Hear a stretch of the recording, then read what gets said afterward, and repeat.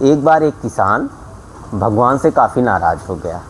बोला भगवान मनचाही वर्षा कर देते हैं, मनचाहे धूप कर देते हैं, जिससे मेरी फसलें बर्बाद हो जाती हैं। भगवान प्रकट हो गए।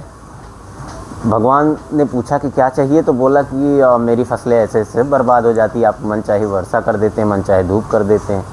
तो भगवान तथास्तु बोल के चले गए। कुछ दिन के बाद जब किसान ने गेहूं की फसल बोई, तो जब भी धूप चाहता धूप आता, जब वर्षा चाहता वर्षा आता।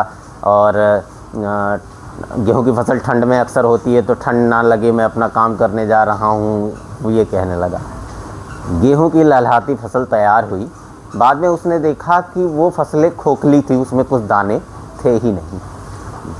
उसने फिर से विचार किया, भगवान का स्मरण किया, भगवान प्रकट हुए। बोले मेरी फसलों में तो कुछ है ही नहीं।